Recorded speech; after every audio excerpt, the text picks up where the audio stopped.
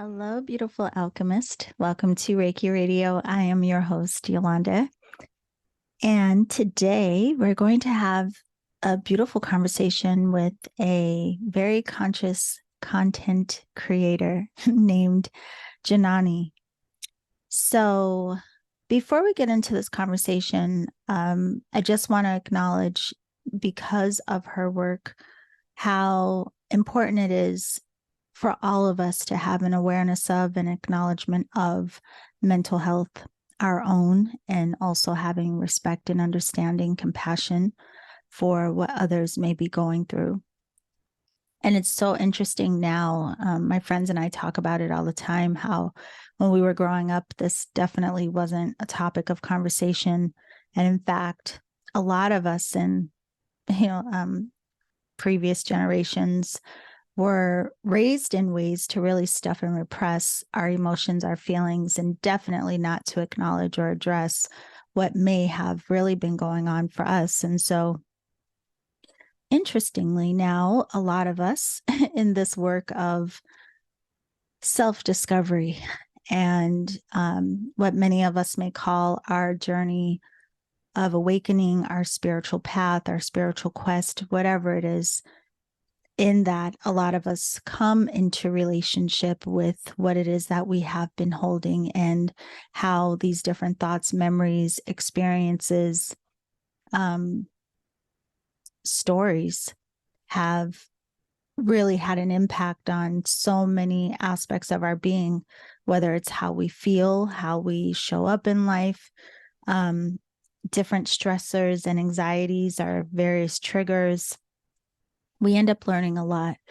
And fortunately, now there is more space, open space for these kinds of conversations and more awareness, and a lot of people who are very intentionally creating sacred space for people to come and share and heal. So, as we know, of course, this comes in so many different forms. Through the podcast alone, it's been incredible hearing about all of the ways that people may be inspired to heal themselves or have created content or systems or whatever it may be to support others along the journey. So today we are going to meet one of these contributors. Her name is Janani, and she is the creator of a magazine called The Indian Standard.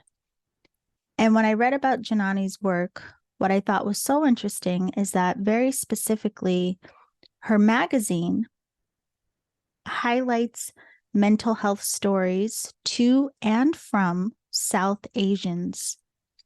And she also has a space on the site where people can submit their stories. But it's so beautiful because of her own path, her own life experiences, her own culture, and also being one who lives in a culture that's outside of her culture of origin. She saw a need and the importance of this type of space being created, and so she did. So Janani also started what she calls By Janani as a creative outlet for her own mental health and spiritual journey back in 2020. And she found that the more vulnerable she was, the more her audience resonated with her thoughts and feelings. And she'll share some of that with us today. She was led down a path of self-discovery, growth, and finding a unique community. And through sharing her personal journey on her Instagram and TikTok pages, and also sharing other people's stories through her magazine, The Indian Standard, Janani's purpose is to inspire people to heal themselves and become confident in the power of owning and being the operative force of their own reality. So a lot of what she has explored before you may find throughout her content. And like so many, she has, or still is, evolving in what it is that, which tools support her way and her path.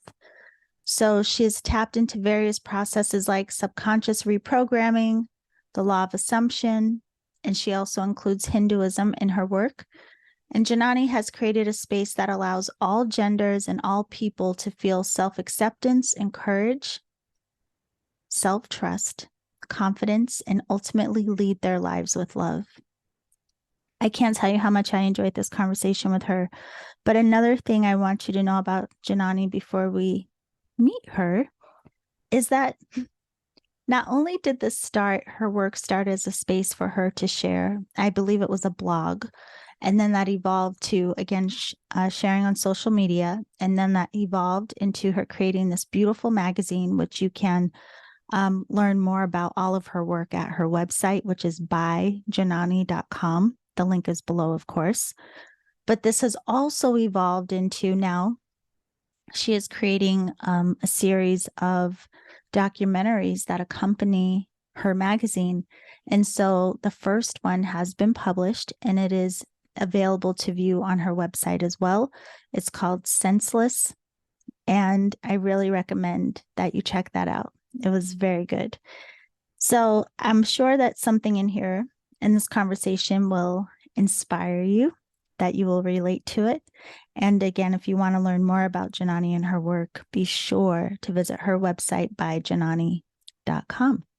And I will see you on the other side of this conversation. Hey, everyone. Welcome to this episode of Reiki Radio. We are here with the beautiful Janani. And I am very excited about where our conversation will go because there's so much beauty that you're sharing through your content and with the world. So I want to thank you first for taking the time to come and talk to us today. No, thank you so much for having me. I'm so excited for this discussion. Like even just the name itself, I was like, oh, this is going to be a good one. Yeah, no, I'm very excited. And I was so curious about your personal story because a lot of what you share, you really do highlight and make sure the voices within your community are very heard. And even that in of itself is beautiful. And I want to talk about the importance of that and the visibility and the understanding. Oh, so many things, my love. But I have to ask first, what inspired you to share in all the ways that you're sharing now? What is your story? Yeah.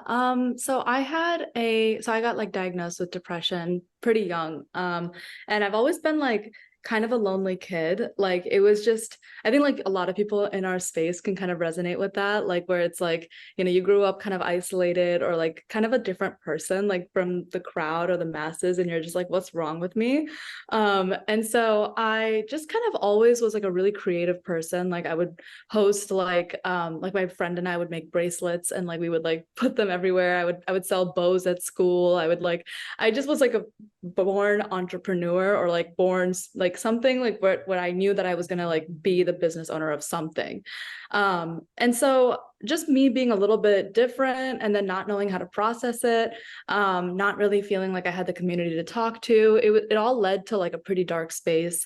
And it continued through college. And I made a lot of decisions that were aligned to that perspective, but not aligned to the perspective that I have today. And so I try to speak with like a little bit of forgiveness about my past self because I know she's listening. Yeah. And so I wasn't like the version of myself that I would say I woke up every day and I'm like, I'm proud of you. And so that version of me was really struggling with just like dealing with these voices in her head, telling her she wasn't good enough, she wasn't this, she wasn't that, she wasn't that, she wasn't that, and was very much in like a lack mentality.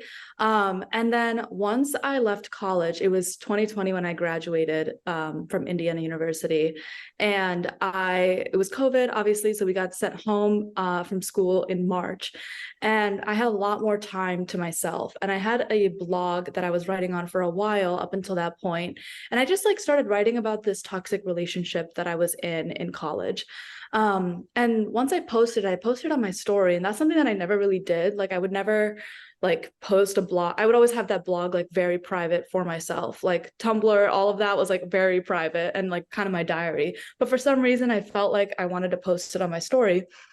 And a lot of people from my college like messaged me on Instagram. I was like, oh my God, I had no idea that you were going through this, or I had no idea that you were feeling this way, or me too. And like it was a very powerful like few days where I was like, wow, like a lot of people. I mean, I think if I had shown up as my authentic self, I feel like maybe I would have had a better experience in college.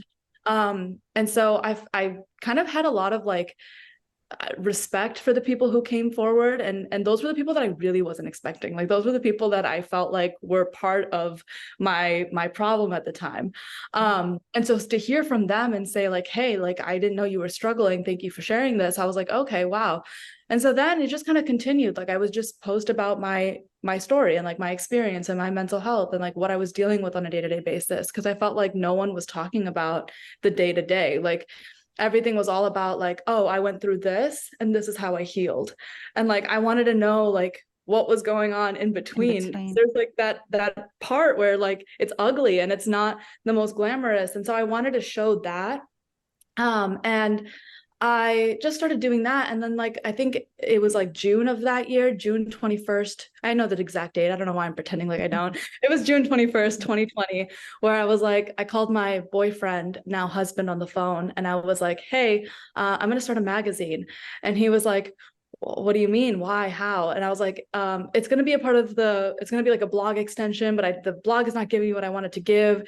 And so I want like a paper magazine. I'm going to make it. And he was like, how are you going to do that? And I was like, I don't know. But it's going to be called the Indian Standard. And so then a month later, the magazine was done and we launched in August, and it was very like fast moving. Wow. And then I gained a bunch of followers, and it was just like this very like, I knew that I was going to be in the space. I just didn't think that it was going to happen as fast as it did.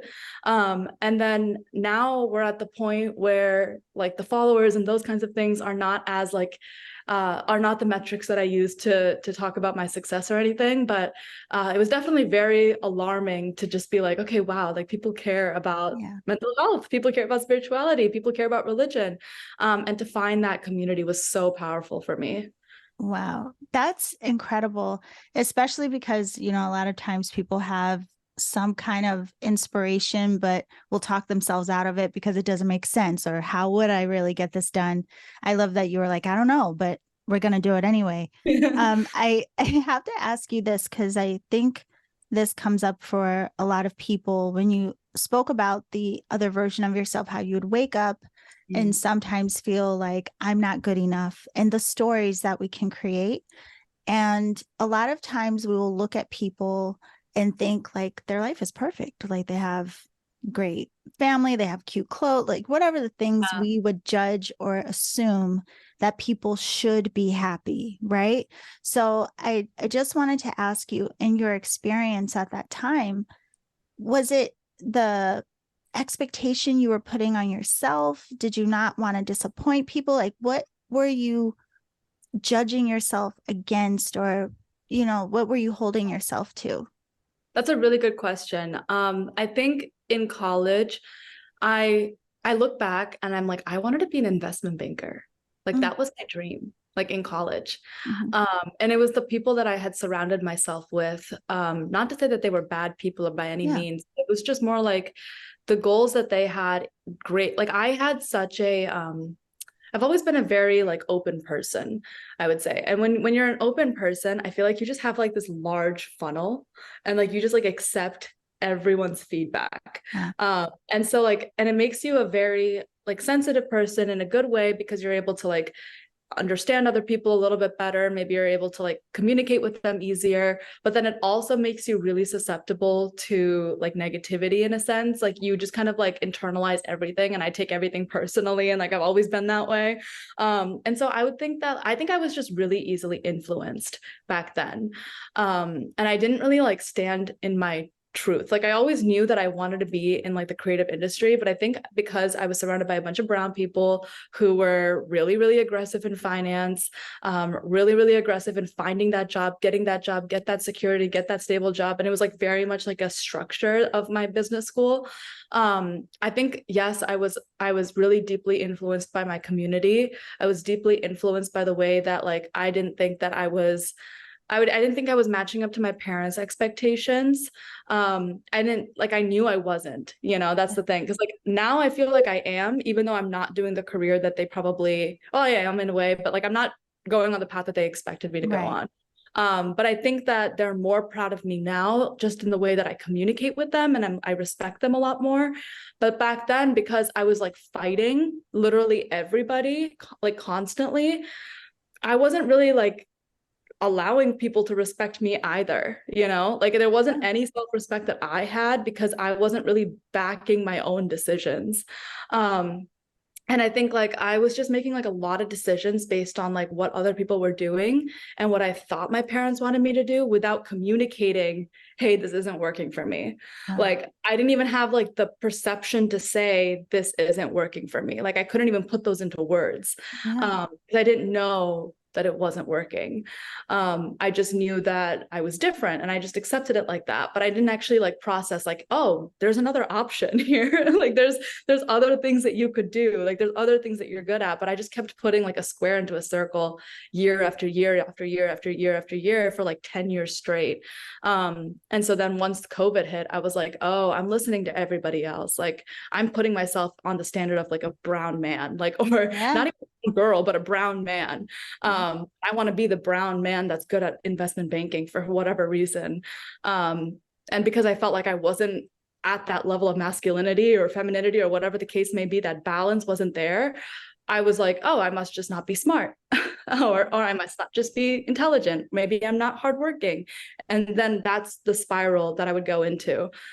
I don't know if that answered your question. Yeah, no, it did. And it's interesting too, because you mentioned a little while ago how, you got to a point where you decided, okay, I'm going to be very vulnerable in this relationship, right? That I had gone through. But you said there was stuff you were sharing more privately before as well. I'm so curious of like, when you did put yourself out there, could you talk about the healing aspect from two lenses? So what was it like to just be that vulnerable and put it out there? What did that do for you? But then also the response. How did that also contribute to your healing process? You're going to laugh. And I think people might not fully, I hope this makes sense. But I think when you put yourself out there, like genuinely, truly not expecting like really like followers or like responses, like I didn't expect anything. And I'll say, I'm saying that for a reason, because there have been times since then where I have done things expecting a response. And so when I was doing that without expecting a response, I think I realized like how small I really am in the grand scheme of life. And it was like an extremely humbling experience, because I think when you put yourself out there, you realize like, oh, a lot of people have been doing this for a long time. And you're just gonna get thrusted into the space of like, I'm actually having to live in this duality. Like you have to like really understand that you are this amazing, great human being, but you're also very small in the grand scheme of life. And there's that duality that you have to kind of sit in. And I think that when you are putting yourself out there, you're like thrusted in the middle of that. And you're like, hey, look at how great other people are, and look at how great you are, and it forces you to not like compare yourself to other people, and you have to like really get used to being in that middle ground. And so that in terms of healing, I think it opened up the idea of duality for me. And I didn't really realize how much we live in duality like every single second of every day, up until that point. Because I thought like, okay, there's like a future here. Like I could do something with this. I could do something with writing and with magazine work and like creation and things like that. But it's really up to me. And there are pathways open for me, but it's really up to me to like carve my own. And so, because there isn't like a South Asian mental health space that creates magazines, like it's very niche. And so I had to, it's like, you have to really live in that duality and be okay with both truths, that I'm a small person that knows very little about this universe, but I'm also wise in that I've learned thus far. And so there's that balance there. So I have to ask you about this, because you've mentioned it a few times, but it's something I'm very curious about anyway, is the magazine. So the magazine, for everyone listening, is called The Indian Standard. And it's incredible now to see, I guess, because of social media, well, I know I'm a bit older than you, but growing up, there really wasn't representation, Mm-mm. period, like Um, across the board. And now, because of social media and, the industry is changing in some ways where we're now starting to see more mm, representation to some degree of different cultures, but not fully and not necessarily fully away from stereotypes, to be Mhm. quite frank, right? But then Yeah. we have social media where now we are seeing more of people's lives, and I think it humanizes all of us in a lot of ways, and it's changing so much. And so when I saw your work, the magazine, and that you also are very specifically giving voice to South Asian people and with about mental health, I was so curious of, I mean, I could assume why it's so important, but could you talk about the importance of this and why you decided to do it in the format that you're doing? Yeah. So in terms of importance, I feel like so it started off as a mental health magazine, like strictly mental health stories to and from South Asians. It actually used to be called, it was always the Indian Standard, but the motto used to be a guide to a modern Indian American. And that's what I it's funny because I was scrolling, I was stalking myself on the Indian Standard, and I was like, I want to see how what's going on, like how much I've grown and things like that. And I saw that and I was like, whoa, I really did refer to it as a guide. And I was specific about that for some reason, but it was always about like mental health in particular, because not only like there's obvious reasons, right? Like it's not really talked about in our community, in like our minority community, it's like really the last priority, because there's like other needs that need to be met up until that point. Plus, mental health is a Western word. We are dealing with mental health in India, but it's in a completely different way. It's like the community there is much more welcoming of like everybody. Like you go to India, you literally live on like a flat, you go downstairs, you go to the grocery store, you walk everywhere, you go 10 steps down, you get to see your family and friends. Like it's a community. Yeah. Here we're separate. And I'm not saying like, because there's harm in an extremely individual society and an extremely collective society. So there's definitely a middle ground there that needs to be achieved. But in India, they don't call it like, how are you doing? How's your mental health? How's your mental state? And, like no one asks questions like that. Yeah. And that's not to say that that's like they are not progressive in that they could do some work, but at the same time, like when those people immigrated here to America and now their kids are different, like clearly colored, everything. Racism is such a thing when we were young. You go back home and you're like, oh, I'm in a completely different environment. Like I have to be a different person outside and a completely different person inside. Right. And that really messes up with the kid's head.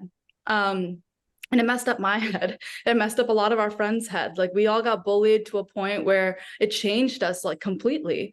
And so I think like when it comes to mental health stories, at first what I was really trying to do was trying to get everyone to talk. Because and I tried to use myself as an example. Like I can't ask people to be vulnerable online if I myself am not. And so that's why it was important for me to consistently be vulnerable, like no matter how hard it was, no matter how much like sometimes I'm like how much of a rat I look like in the morning. Like it doesn't matter. Like I'm getting up there because I'm here to talk about mental health. Like people don't need to care about what I look like. Yeah. So those things were really important, and I wanted people to do that. Now I'm transitioning, especially with like the documentaries that we're releasing this year, and the magazine itself this year, volume 4 has completely changed the trajectory of where I want the magazine to go.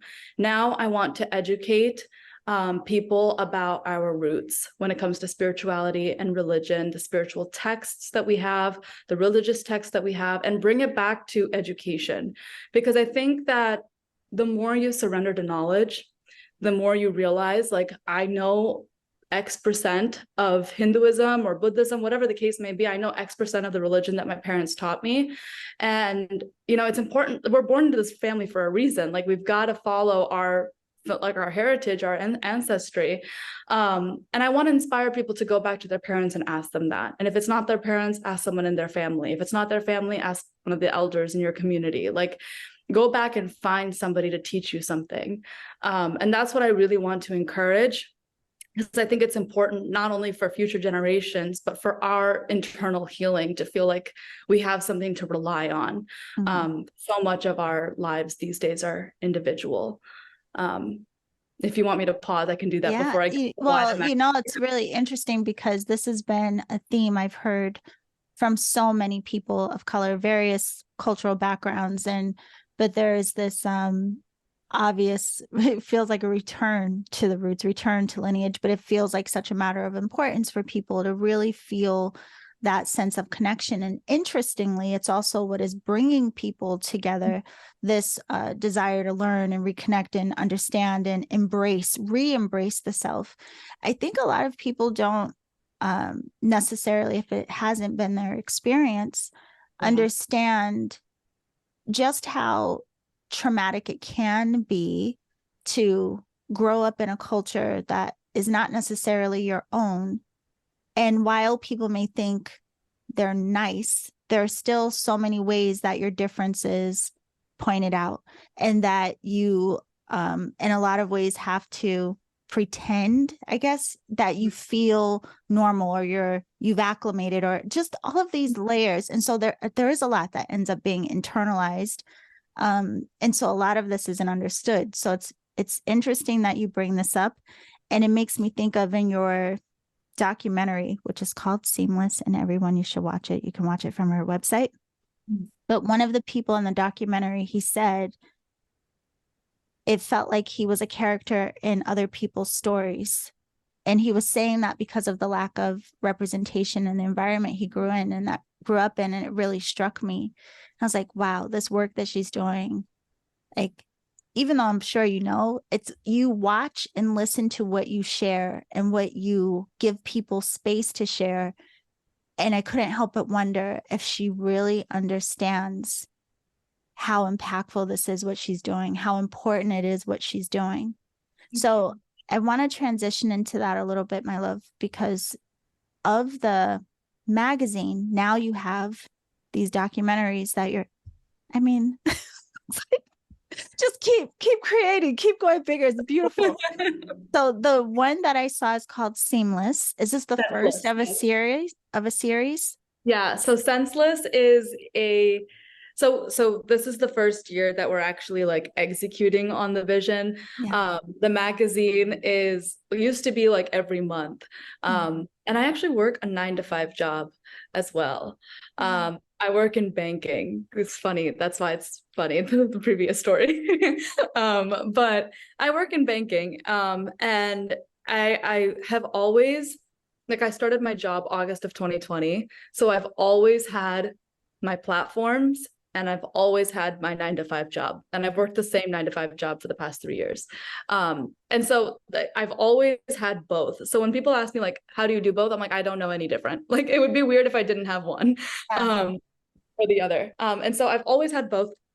And I think that, so at the beginning, I was releasing magazines every month.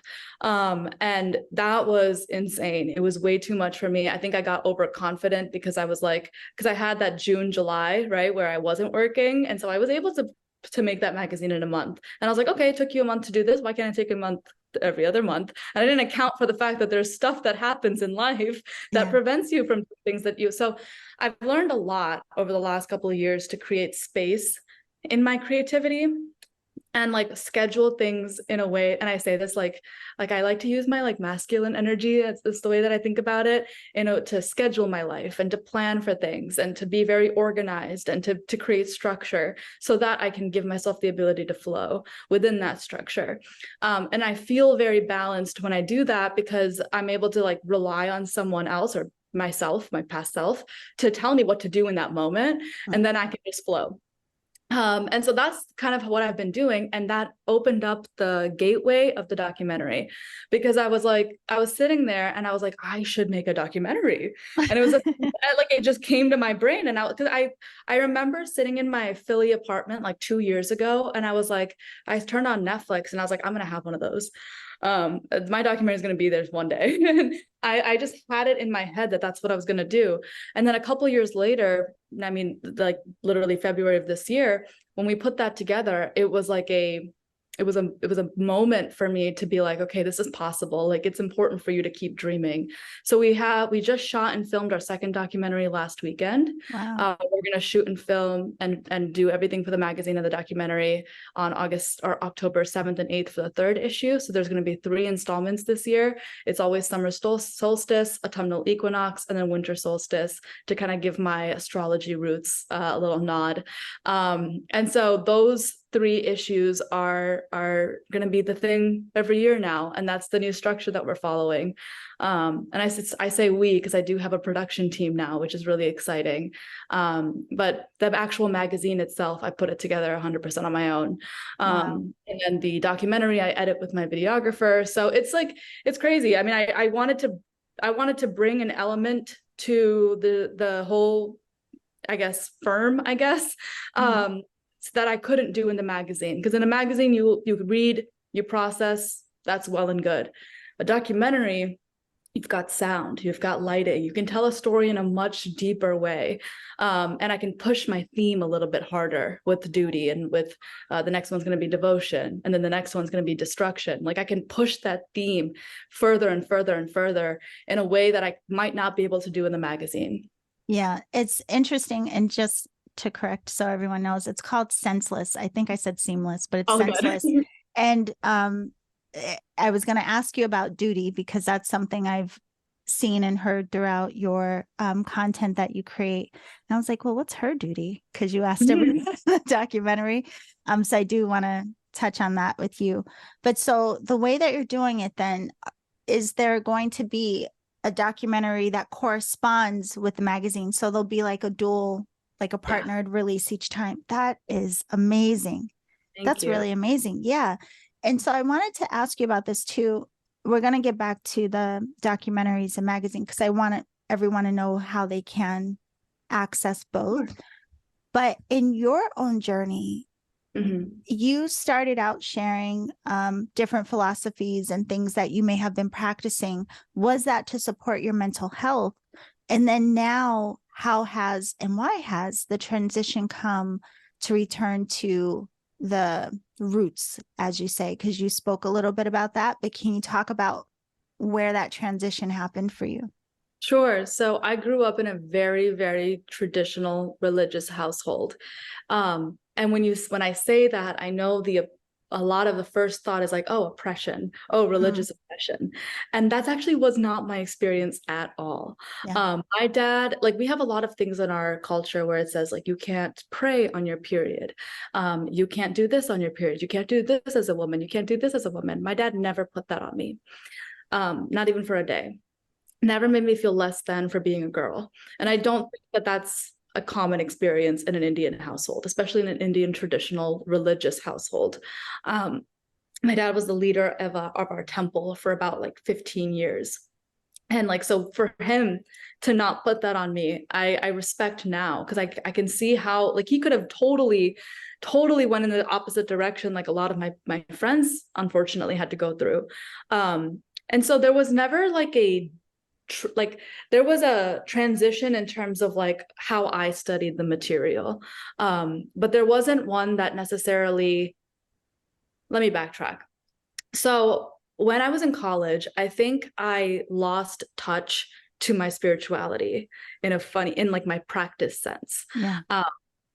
I never meditated. I never practiced yoga. And those two things are so important to me now. Like, it's like really hard for me to go on my day without having those two with prayer.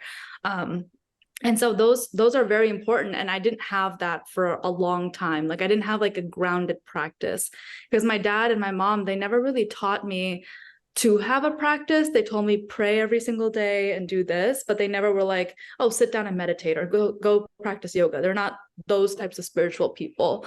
And there was like a divide when I came to tell my parents, like, hey, I meditate and I practice yoga now. And they're like, isn't that the same thing as prayer? And I'm like, oh, kind of, not really. And so I definitely take, like, I'm a much more like, I guess, open-minded person, in the sense that I will take any sort of spiritual knowledge and keep it as my arsenal, because I just love it all, from all different cultures. And so I've integrated meditation and spiritual and yoga as of like 2 years ago. and I had like an official yoga instructor. I went the very official way. And then I think recently, I think November of November of last year, when I got the download for volume 4 for everything that happened this year about the documentary and the magazine and like what it was going to be about, I was learning about duty in my Bhagavad Gita classes with my dad. He's a teacher and he teaches over like hundreds of students on like the phone and like in the community. He like goes to people's houses and teaches them, and he's been a teacher for as long as I can remember. And my parents both, my mom teaches astrology, my dad teaches like religious text. So it's very, I'm like, I grew up in like a very like teacher education heavy household, which kind of informs why I want to do what I want to do. But that transition came because I just was so interested in the history of our heritage, and I never asked my dad questions. Like my husband, you know, he asked why all the time. But because my parents, like, I don't know what it was, like maybe they never pushed me, maybe they never like said anything that I disagreed with innately, but I never asked any questions. Like they were like, pray, and I was like, okay, like, well, I don't have a problem with it. So I just listened to them in that regard. And I never asked them any questions. And then now, as like my husband and I are thinking about when we want to have children, we're like, what are we going to teach our kids? We don't know anything. Like, I don't know anything that has to do with our scripture. Like I know a little, but so I think that was a transition, realizing that like, it's my job to teach the next generation, and I want that responsibility. And for me to have that, I want to start now and start learning. So I requested my dad to teach me Bhagavad Gita, and it turned into like this massive thing, where there's like all these classes in our community now that he teaches, and it turned into a thing that I wasn't expecting. I just asked my dad to teach me the Bhagavad Gita. So that was the main transition that occurred that made me like very steeped in it now. Yeah, I'm curious. A couple of things are coming to mind as you're sharing. One is I think there's more of a curiosity now of the culture, because now we do see more, especially in the realm of spirituality. A lot of people are drawn into Buddhism, Hinduism, and even just the curiosity of the different deities that are represented within the culture too. So there's a lot of windows, I think, of curiosity, even through the lane of yoga and all of these things, which is very interesting. I feel like I could have a whole nother show to ask you about that. Yeah, let's do it. Yeah, I'm like, because I really want to go down that path as well. But curious from your point of view and what you're studying and what you're learning, like what is the underlying teaching for you? Like what about this connection to the religion that you feel like is speaking life and truth into you? Oh, that's such a good question. And there is like the one answer. And I hope that I think this will ground me for like the rest of the teaching experience that I have. So there's a word called Jivatma. Jivatma is who we are. Atma means soul. Jiva, human. So Jivatma is a person. Paramatma means God. And in our scripture, it tells us that the thing that we need to focus on and understand thoroughly is the relationship between Jivatma and Paramatma. So the relationship between you and God. And that's all it asks you to do, to inquire on that. That's like the only instruction. Yeah. And so when I heard that, and it was so simple, it was like, all I really need to do is focus on my relationship. And I think that is what ignites this whole thing, because it's like, so what about my relationship? Like, where do I go after I die? Like, what's going on here? Like, is there like, what does the past life look like? What does the future life look like? Like, does my soul graduate and stay with God forever? How do I make that happen? And then there's like all these different thought processes that go on. But I would say the one thing that really, really keeps me in this is just like the humility that I experience when I'm learning. Yes. Because I'm like, it's not even like that it's not that I don't know anything or I do know something. It's more about like, there's just so much that I haven't investigated within myself quite yet, and so much to come in life, that so long as I focus on my relationship with God and with the universe and with other people, I will always be okay. Yeah.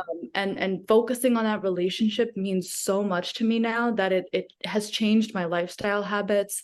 It's changed the way that I've even perceived God. It's changed the way that I've perceived myself. Like I barely perceive myself as a person anymore. Like it's really nice to just be like, oh, I'm a spiritual being experiencing this human experience. And it's nice to fall back on that thought process, to being like, the soul is experiencing Janani. The soul is experiencing this human life. And there's so much that she wants to see, that the soul wants to see through my eyes. She selected me, like I got to show them a good time. And so that's kind of like, I guess, my grounding. Again, everything you say, I'm like, oh, so many things I want to ask you. So that is really, really beautiful. And it's funny. Just recently, I interviewed a woman who is coming out of religion into spirituality, but she had a totally different experience. But I was telling her my path was, my mom wasn't religious, and she was just like, listen, if there's a God, all you have to do is be a good person. That has to be the recipe, right? But she told me to explore for myself. So I had friends of all different cultures. So I had friends that were Buddhist, friends that were Catholic, all just Muslim, everything. And I would always ask everyone, like, why?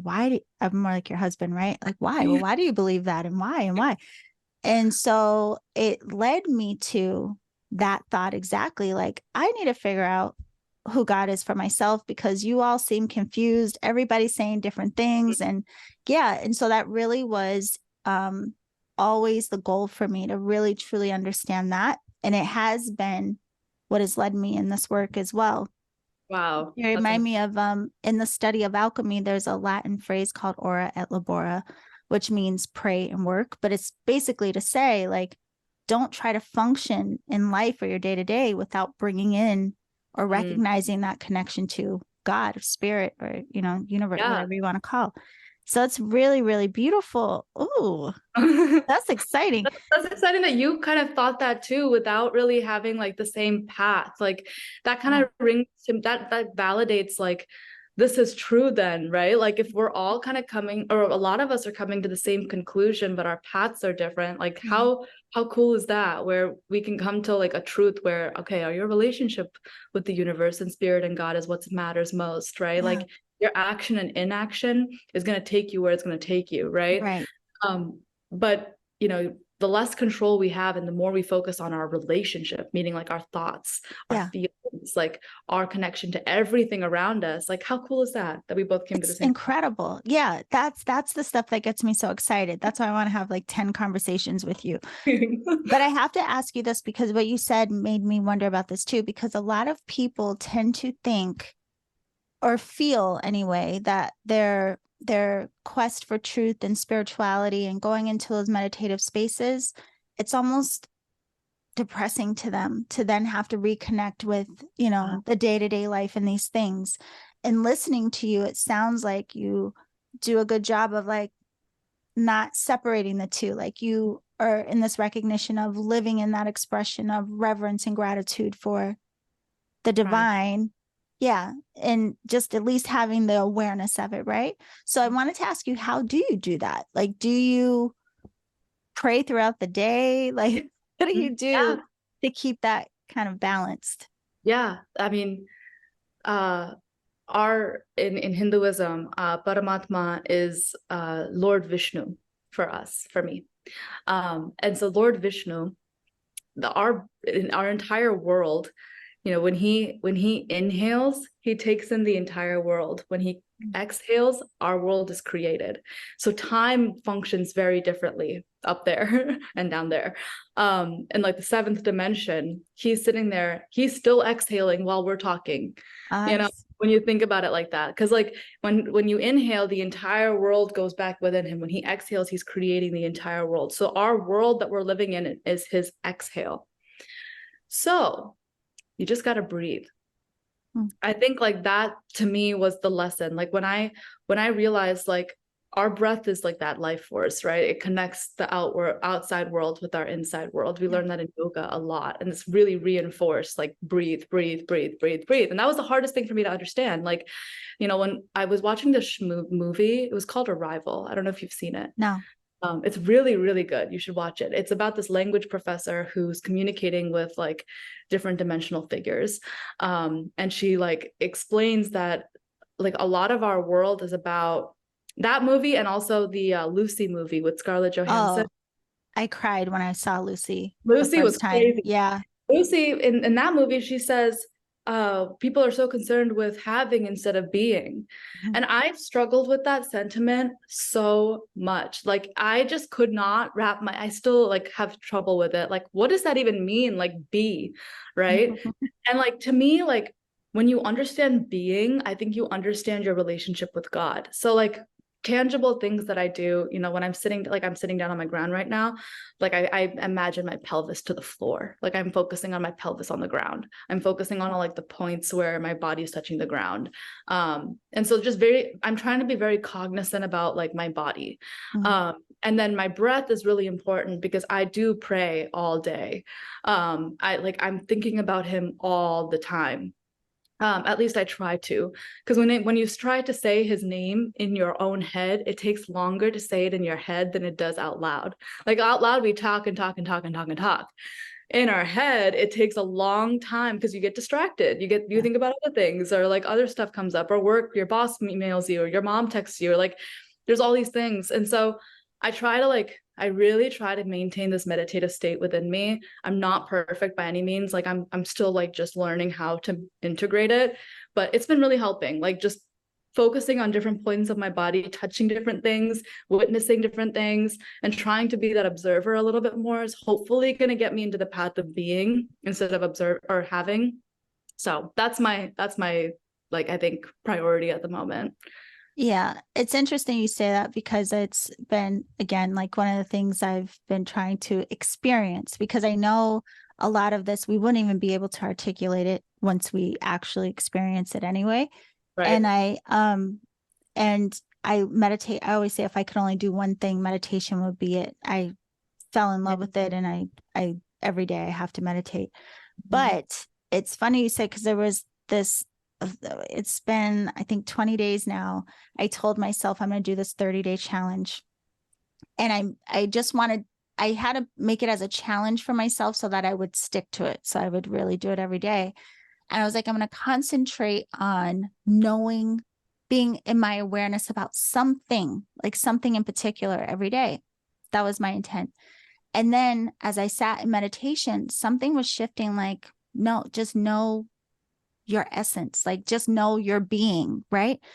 And I remember like feeling something and I kind of thought like, that's kind of cool. But I came out like, well, how the hell do you do that? And it was like, wait, what? How do you do that? So I've been sitting every day in that, trying to be open to going deeper into the experience or witnessing or something of that. And it has been an interesting, I mean, really, really, really interesting. But I notice, and I want to ask you if you ever have any of this, there's a part of me I recognize a little bit of fear that comes up with, but what if I do recognize any layer of something that may change me in such a way? Like there's a part of me that has a resistance to how far do you go where it's still safe, I guess. Like there's a part of me that is trying to release the resistance of total Yeah. surrender.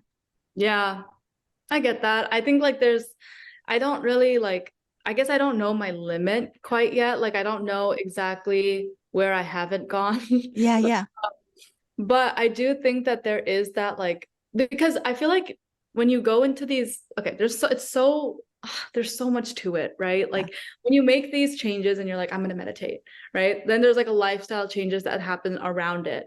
And then you go into meditation, you have these different thoughts, it changes something else about your life. And like all your life like can shift in literally a couple of days as a result of meditation. It's happened to me so many times. So it is scary because you're like, I kind of know that I'm going to change as a result of this. I just don't know like if I'm ready to let go of my past self yet, or like the version that I am at right now. Right. And like I'm kind of uncomfortable to to live up to that version of me in a sense, because it's like, you know, that there's going to be something expected of you when you are forced to let go of something, and you have to let go, and like it can happen subconsciously, but then it has to happen consciously, and that conscious part is scary, because you're like, I don't know, like am I going to be good enough to be that person that is like so, you know, with it, like who even is she, like do I have to wear different clothes now, like there's a whole like thing, identity that changes when you change, right? Yeah.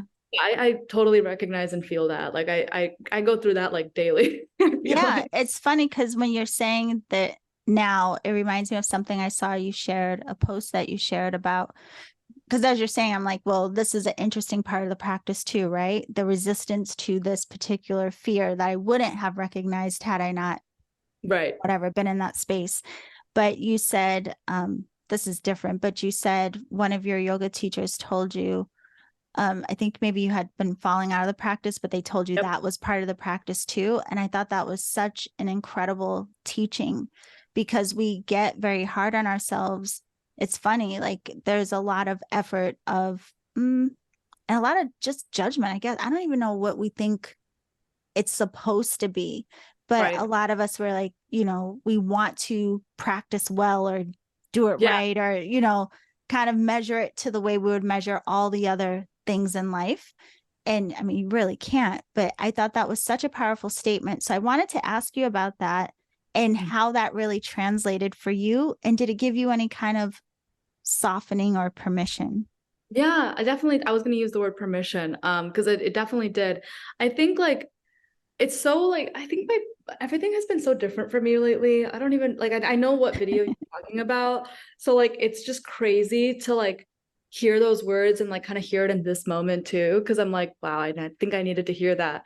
But there's moments where you fluctuate, right? Like you fluctuate with believing in like the sentiment, and you're all about the sentiment, and then you forget about it. And then there's like Yeah. another sentiment that comes up. For me, I feel like lately I've definitely like built in time for myself to fall off.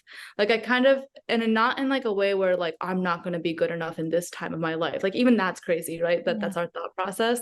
But it's like I've built in time for me to fail or for me to fall off, and to try not to be afraid of the word fail, right? Yeah. Try not to be afraid of the word of falling off or like getting off the practice. Like those kinds of things are like, we're like you said, we're putting like capitalist thought process on spirituality, which is insane.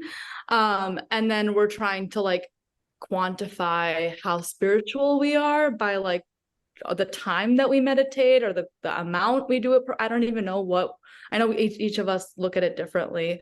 Yeah. Sometimes I look at it as like, I didn't journal today, or I didn't meditate today, or I didn't work out today. I didn't go out for a walk today. Like I barely got ready today. You know, like there's like things like that where I notice when I'm not doing well, those things will come up. And I think a big part of it is that we all like who fall into this path, like we all have like gone through life.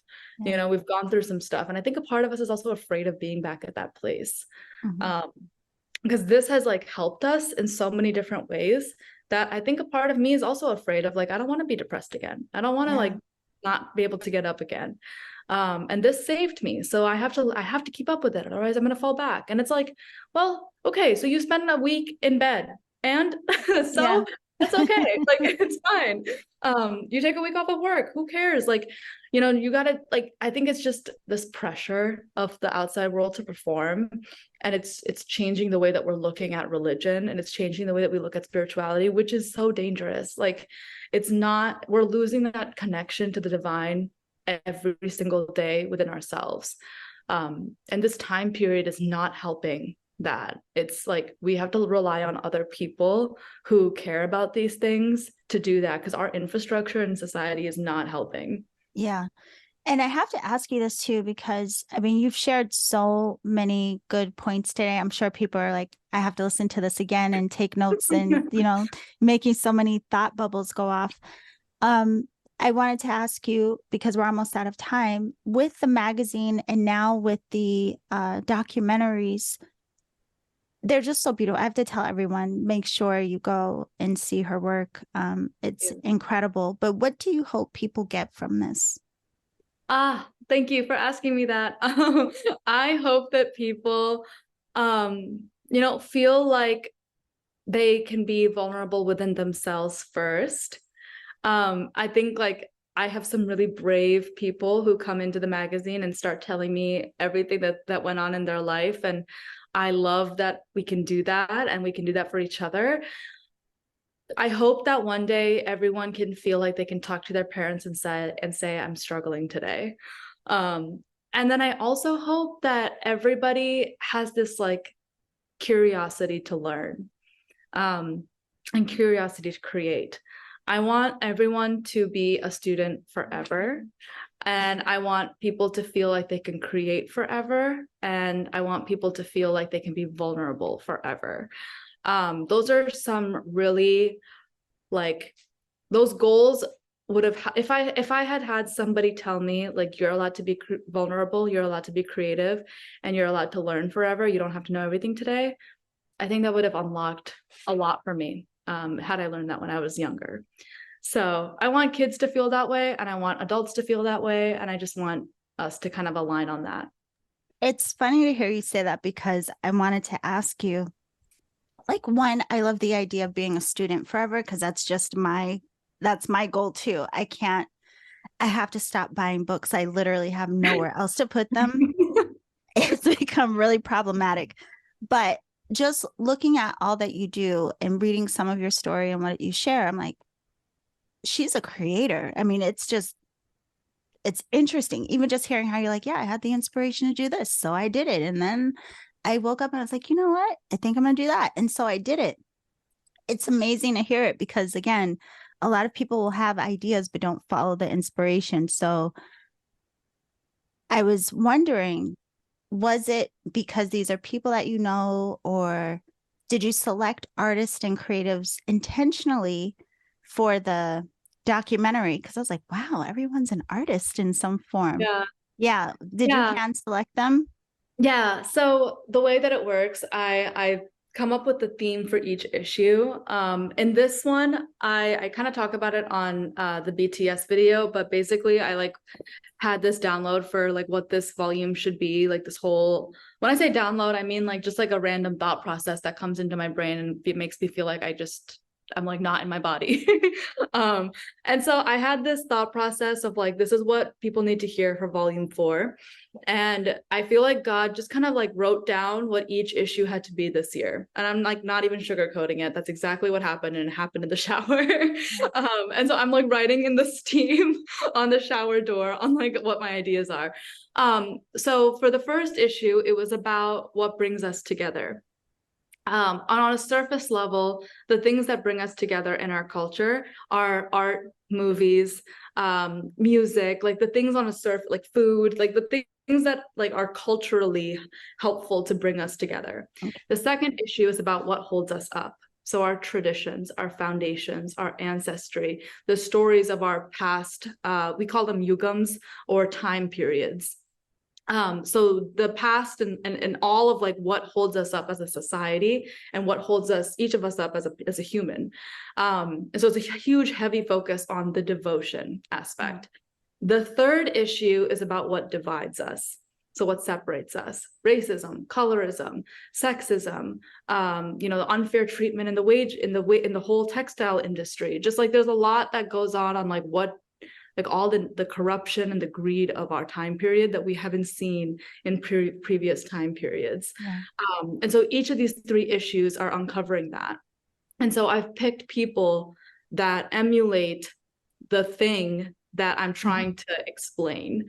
So for example, like all artists were a part of the duty issue because music is a very regimented thing. Like when you're working with your craft, like that's what you believe your duty is, right? To give your craft to other people, when I believe that our duty is to be happy, and all these other things are our byproduct and they make you happy. But it's not your duty. It's, our duty is to remember that Jivatma Paramatma relationship that I was talking about before, and to be happy, to be grateful. And so each person, like all, like the last issue, a lot of them are writers, right? Because our history is documented in painting and writing. So it's like things like that I pick up on. like place people accordingly. But yeah, I handpick every single participant. I'm like I'm the only one who works on the magazine, so everything is like Wow. really up to what like my creative, you know, direction and control and things like that. And then I tell my photographer, my videographer, we're doing this on this day and we're doing this on this day. But yeah, that's the general process.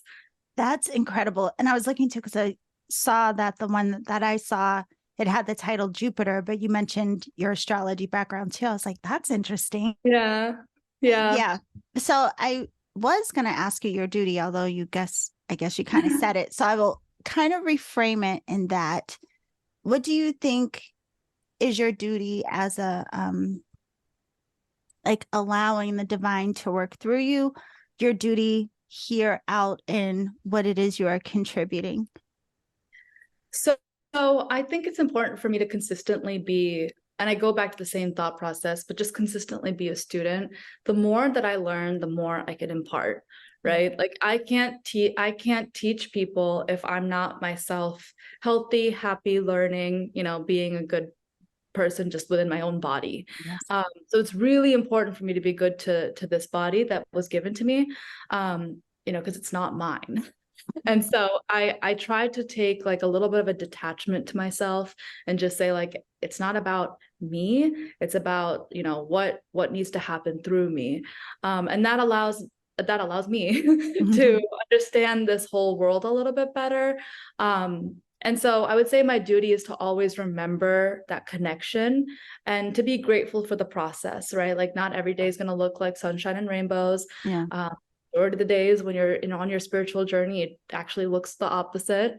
It's very purging. It's not like the most fun. It doesn't look glamorous. It's not about yoga mats and cute pants. It's like, it's literally like, you know, you deconstructing who you think you are and changing it. And like creating a whole different identity. So for me, it's like, that's what it is. It's purging, it's healing, it's creating, it's growing. And that's why my bio is heal, create, grow, because I genuinely believe that it's a cycle. Speaking of that, just want everyone to know too, on your website, you have an amazing selection of books, book recommendations that you provide there as well. I can't tell you how much I enjoyed talking to you today. For everyone, this is Janani, and her website is byjanani.com. But of course, I'll have that down in the show description. But also, you can go to theindianstandard.co. That's just .co, and that'll be in the description as well.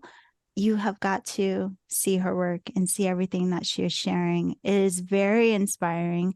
Again, I wonder if you even know how important and beautiful this is, all that you're doing. But thank you for doing it. It's a beautiful, beautiful contributions. Oh, my love. Thank you so much for having me and having this discussion. I feel like, you know, when you get onto these podcasts, you just never really know what to expect. And like, you're like, oh, like we're going to talk about this. And like, I hate to make it like a commercialized, like, guys, go purchase my products, you know, like I really wanted this to be like an exchange and like for us to continue the conversation. And if you'd have me back, I'd love to be back. Like, it's really like, I want to make sure people realize that like, each of these like connections are so important, even if we're not like talking to you directly in person, like as a listener, like we're still energizing and we're still like connecting in a way that we can't even perceive. So this means a lot to me. And me too. And that's one of the things, I mean, really, to me, it's really all about community. And so while I'm curious and fascinated about you and your work and everything, I'm always thinking too, like if I were listening to this, what would I want to know and what would I want to ask her? Yeah, because I mean, I think it's such a gift to be able to share, just period. So I do look forward to talking to you again, because there were so many things we didn't get to talk about, and you know, because we have such a short window, just try to get it all in. But it would be wonderful to have you back.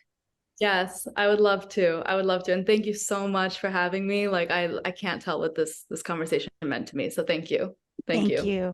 And everyone else, thank you for joining us. Thank you for being with us. You can connect with her work, the magazine, the documentaries, but even just your social media is incredible. Before we go with that, could you tell everyone where to follow you on Instagram? Oh yeah. So I'm by Janani everywhere. By Janani on TikTok, on Instagram, by Janani on my website. And then the Indian Standard is linked right there. So those are my two main platforms. Okay. So we'll make sure to put those links there as well. Okay. Well, bye everyone. We will see you next time. Thank you for being with us.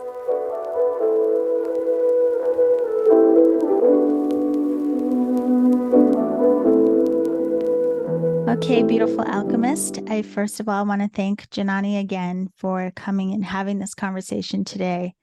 As always, I'm sure you know how much I love so much how inspiring people are in sharing and trusting and putting things out there in ways that, you know, maybe haven't been done before, or just being okay to do it in their own uniqueness. And I hope that that will encourage many of you on your path as well. So again, you can check out her documentary called Senseless. You can also read and purchase her magazine, The Indian Standard, and learn more about the work that Janani is doing. Go to her website, byjanani.com. The link is below. And yeah, I would love to know what you thought about the episode as well. So feel free to reach out to her. Feel free to reach out to me. You can also follow her on social media. You'll find her at by Janani as well. I believe it might be by.janani. I don't know, but I'll put the exact down in the show description for you. And if you want to join me for the Alchemy Circle, or just to get some more tips about, you know, your Reiki practice, working with energetic alchemy, these types of things, you can download the Energetic Alchemist app, which is available through the Apple App Store. Or if you have an Android, you can find it on the Google Play as section. And it's free to download, and you just put in your email address, register for the app. You'll have access to plenty of free content. You can also do a subscription on the app and get access to even more content. But I hope that that supports you on your path as well. So that is it for now, butterflies. I hope you have a gorgeous rest of your day. And remember to always journey in love.